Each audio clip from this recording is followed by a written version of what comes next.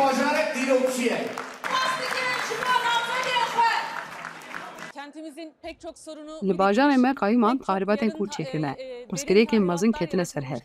Bajar ji bo wan bi yek qeda diziyê. Li vê serê pêşîn ev pirsgirêk çareser bibin. Bajarên xwe bi her awayî jîn û wa saz bikin. Ji bo başkirina bajar di vê rêveberiyek demokratîk ya xwecî, sîstema xwe ya demokratîk awa bikin bajarê xwe bi gel re rêve bibin. Em ji xwe bawerin em ê bibin şaredar. Ev der Kurdistan e, ev der paytext e, ev der Amed e, û gelê Amed e, ew ê dema yekem pêşî em ê vê gelê xwe ji zilm û zoldariya qayûma xilas bikin. Em ê bi gelê xwe re paqijiyekî herî mezin bikin, ti Kurdistanê de ti navçekî ti bajarekê me de qayûm nemîne. Li ser warê zimanê Kurdî dixwaze zimanê bajarê me bike Tirkî, em ê zimanê bajarê xwe bikin Kurdî. Tundiyekî bi aqlê îktidarê ve li ser gelê wanê tê meşandin.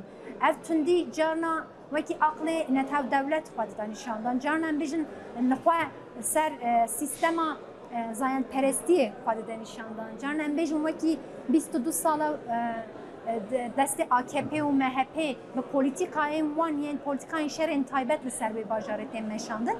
Lê em bêjin pirsgirêkên cuda cur bi cur li ser vê bajarê tên meşandin. Em ya herî mezin dikarin bêjin ku pirsgirêka qirkirina jinê wekî Dem Partî em bêjin ki em neşopiya xwe ve bi dîroka xwe ve demekî dirêj e li ser wan mijarane polîtîkayên xwe dimeşîne. Hem li ser şaredariyan hem em bêjin siyaseta demokrat de hem li aliyê çandê ve hem li aliyê cuda cuda li hemberî wan pirsgirêkan e çareseriyê digere.